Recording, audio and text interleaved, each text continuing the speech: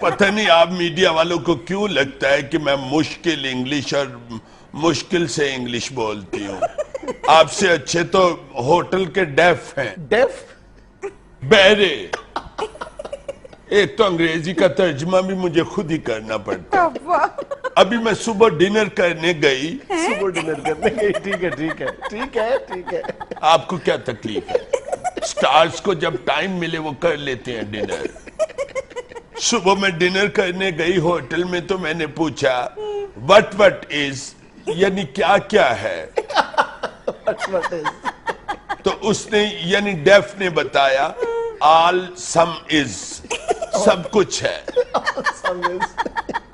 मैंने कहा head foot is, सिर्फ है। अच्छा। उसने कहा इज। मैंने कहा फिर लिया मेरा मुंह की वे खंडी है। जब मैंने 1 प्लेट खा ली तो मैंने उसे बुलाया, मैंने कहा एंड इज, और है। आगे से कहता है नो फिनिश। फिर मैंने कहा ब्रिंग 1 ओपन माइंडेड बोतल। ढक्कन खोल के बोतल ले आ।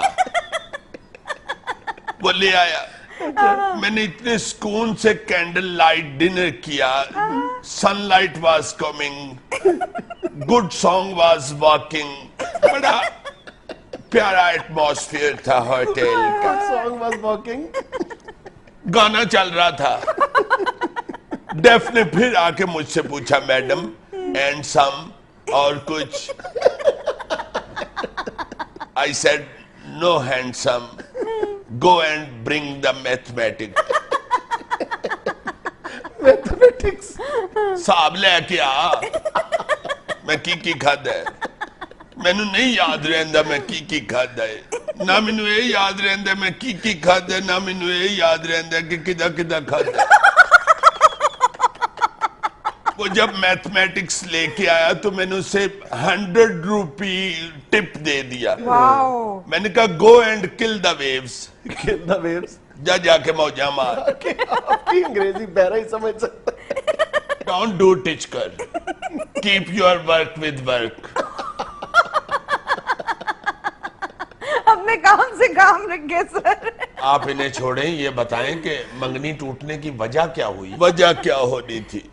बस मिसेस थंब गुम गई। Mrs thumb? ओ जाहिला, थंब अंगूठा, मिसेस थंब अंगूठी। बस एक मिसेस थंब के पीछे उन्होंने मेरी इंसल्ट शुरू कर दी। Then I became straight with them. हाय सीधी हो गई। मैंने कहा व्हाट इज योर टाइमिंग, तुम्हारी औकात क्या है? मुझ पर कीचड़ जंपिंग कर रहे हो। Big living not.